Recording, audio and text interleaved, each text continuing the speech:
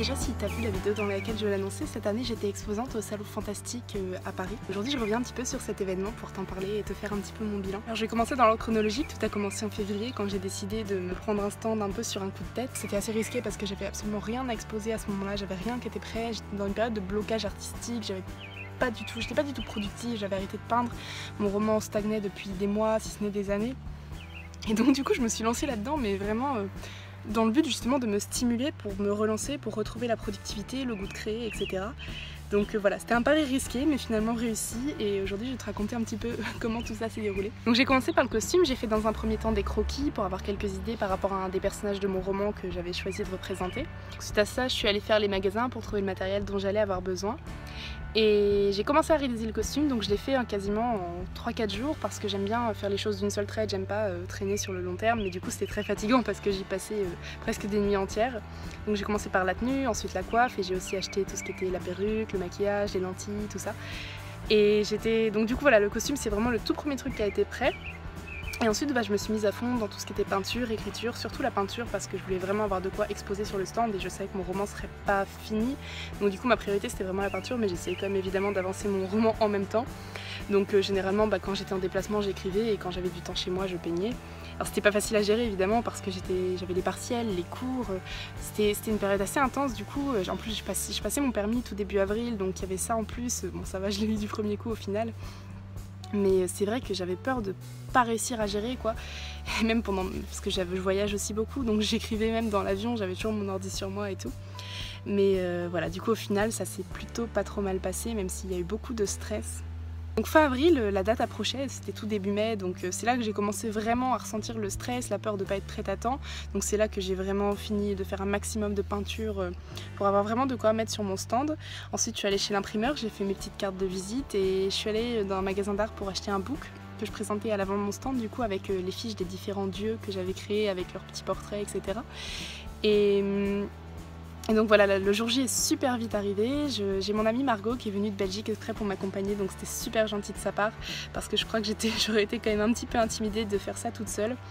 Le soir elle est arrivée, on s'est couché, enfin moi en tout cas je me suis couchée assez tard parce que je voulais être sûre de rien oublier. J'ai vérifié 70 fois que j'avais rien oublié dans ma valise, etc. Entre le costume, les peintures, le matériel parce que j'allais passer quand même un week-end à Paris, etc. Mais du coup voilà, je me suis couchée tard, je me suis levée très très tôt parce que notre bus était genre à 7h ou un truc comme ça. Et donc j'ai pas eu le temps de me poser de questions, la nuit a été très courte, et puis c'était parti, on est arrivé au Palais des Congrès à Paris, c'était à la Villette. Donc on est arrivé en début de matinée assez tôt, donc j'avais eu le temps comme ça de me poser un peu, de voir mon stand. Du coup quand on est arrivé il y avait quasiment rien, il y avait tout le monde qui s'affairait. Les heures sont passées assez vite parce qu'il fallait que j'enfile mon costume, ça m'a bien pris 1 heure et demie, donc j'ai fait ça dans les toilettes du centre d'expo. Et pas longtemps après, du coup, je suis revenue à mon stand et les visiteurs ont commencé à arriver. J'étais vraiment très contente que Margot soit là parce que c'est surtout avant que ça commence que je pense que c'est le moment où j'aurais paniqué s'il n'avait pas été là, et du coup ça m'a fait vraiment du bien d'avoir sa présence avec moi. Et donc quand les visiteurs ont commencé à arriver, par contre finalement directement je me suis sentie dans mon élément, j'étais super à l'aise, et il y a eu énormément de monde le premier jour entre 15h et 17-18h. Donc du coup j'ai vraiment pas eu le temps de m'ennuyer, et finalement je me sentais dans mon élément, je parlais avec plein de monde, les gens étaient super curieux, donc c'était vraiment très sympa. J'ai fait connaissance avec ma voisine de stand, Alison, de la Forge des Centaures, qui a été très sympa d'ailleurs. Elle a surveillé mon stand pas mal de fois pour que je puisse quand même profiter un peu de l'événement et aller me balader.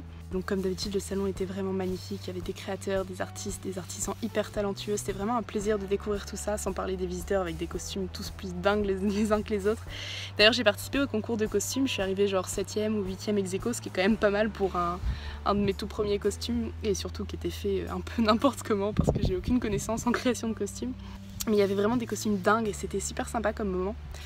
Donc voilà, suite à ça, les jours sont passés assez vite. Alors le plus dur je crois que ça a été d'enfiler mon costume 3 jours de suite, parce qu'entre le maquillage, la coiffe, les lentilles, tout ça c'était assez dur à gérer, et mon costume a beaucoup souffert.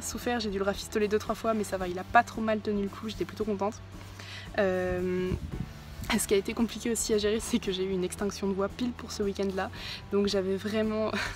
Finalement on en a beaucoup ri parce que du coup ma voix elle est plus du tout avec mon personnage, c'était assez marrant, mais surtout parce que j'étais beaucoup sollicitée, les gens me parlaient beaucoup, et du coup à chaque fois je leur disais je suis vraiment désolée, j'ai plus de voix. Finalement c'était assez drôle, mais ça va, les gens étaient hyper compréhensifs, et ça nous faisait plus rire qu'autre chose, donc bon, du coup j'ai beaucoup forcé sur ma voix, j'ai mis quand même quelques jours à m'en remettre, mais ça en valait quand même la peine. Du coup j'ai pas trop pu vlogger par contre parce que déjà niveau matériel c'était compliqué parce que j'avais mon téléphone qui était en train de rendre l'âme. Mon appareil photo je pouvais même pas le passer autour de mon cou à cause de ma coiffe. Et puis surtout j'étais obligée de rester quand même pas mal à mon stand, j'étais quand même pas mal sollicitée. Même quand je me baladais avec mon appareil photo, il y avait souvent des gens qui m'arrêtaient pour me prendre en photo justement, pour prendre mon costume ou discuter. Et du coup c'est vrai que pour filmer l'événement ça aurait pas été hyper pratique. Voilà, j'en arrive au bilan. Alors ça a été très dur la préparation, c'était très stressant. J'ai eu vraiment beaucoup de mal à gérer parce qu'il y avait pas mal de choses qui se cumulaient. Il y avait déjà le fait d'avoir peur de ne pas être prête à temps. Déjà je faisais souvent des rêves, au début quand j'ai réservé mon stand quasiment au moins 5 nuits d'affilée, j'ai rêvé que c'était le salon et que j'avais rien de prêt. Donc je me dis putain mais ça me travaille quand même vachement. Et puis après ça, plus les dates avançaient, plus je voyais le temps passer avec mes voyages et tout, j'avais tellement peur de ne pas être capable de gérer. Et puis sans parler du temps, j'avais aussi la crainte de ne pas être légitime parce que je me disais ok je vais exposer mais mon livre est même pas terminé, en peinture je suis complètement autodidacte, qu'est-ce que ça va donner. J'avais peur d'être déçue, que ça se passe pas comme je l'imaginais, donc c'est vrai que c'était quand même, je me lançais quand même dans l'inconnu et tout, et c'était quand même pas mal de pression. Donc ouais, émotionnellement c'était assez dur à gérer la préparation, mais par contre le bilan après est carrément positif, genre vraiment c'était exceptionnel. Donc j'en arrive donc à tout ce que j'en ai tiré de positif. J'espère qu'on n'entend pas trop le vent parce que c'est la 3e fois que je fais cette vidéo et j'espère pas avoir besoin de la refaire une 4e fois.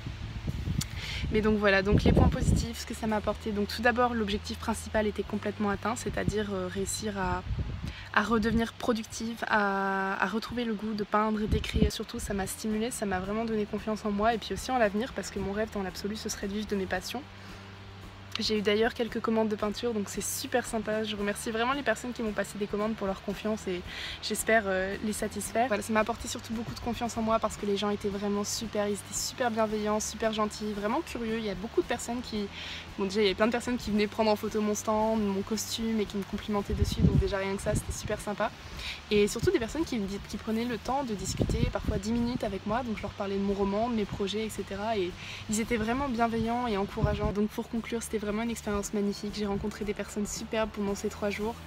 Très heureuse encore de voir tous ces créateurs et tous ces gens tellement talentueux. C'était super inspirant. Personnellement en tout cas ça m'a apporté encore plus que ce que j'aurais pu imaginer. Donc je voulais vraiment remercier encore une dernière fois toutes les personnes qui étaient présentes, toutes celles qui ont participé à l'organisation de cet événement qui était une fois de plus magnifique.